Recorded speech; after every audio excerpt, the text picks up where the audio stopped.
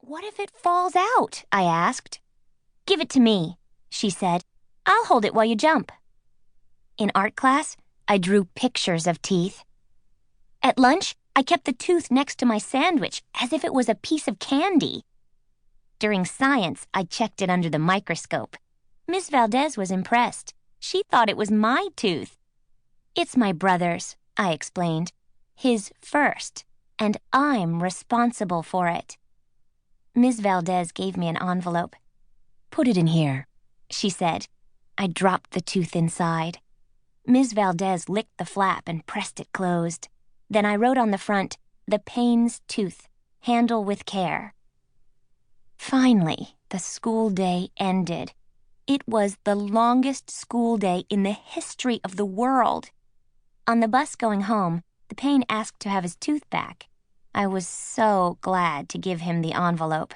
Now my worries were over. That night, after his bath, the Payne couldn't find his tooth. He still had the envelope, but it was empty. "I took care of your tooth all day at school," I shouted. "I didn't let it out of my sight for 1 minute. And now look, you lose everything." "I told you, didn't I?" So we started looking. We looked everywhere. In his pockets, in his underwear, in his lunchbox, even in his ears, just in case. But there was no tooth. "Why did you open the envelope?" I asked. "Because Dylan wanted to see my tooth up close."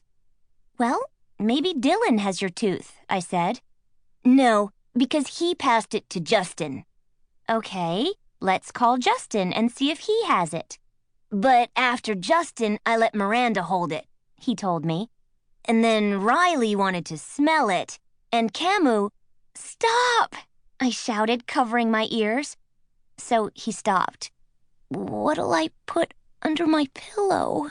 he asked in a small voice. Any second now he was going to cry. "A note to the Tooth Fairy," I told him.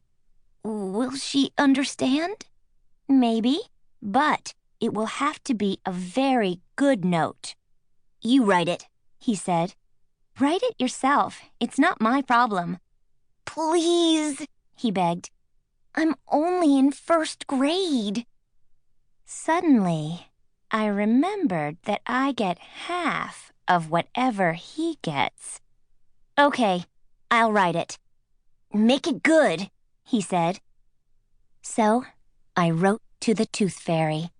I told her how the greatest sister in the history of the world watched over the Payne's tooth all day. I told her if she didn't believe the note, she should look inside his mouth. "Should I sleep with my mouth open so the Tooth Fairy can see?" the Payne asked. "No," I said. "The Tooth Fairy has X-ray vision." "How do you know?" "Because I know everything." I gave him one of my best looks. It's so easy to make him believe me. Then I shoved the note at him. "Sign your name." "Not until you take out that line about the greatest sister in the history of the world." "But I am the greatest sister in the history of the world." "Who says?" he asked. "Who says I'm not?" "Abigail! Jake!" Mom called. "Time for bed." The Payne printed his name on the bottom of the note. He put it under his pillow. Fluzzy jumped onto his bed and curled up in a ball. "Keep a lookout for the Tooth Fairy," I told Fluzzy. Fluzzy yawned. What does he care about tooth fairies?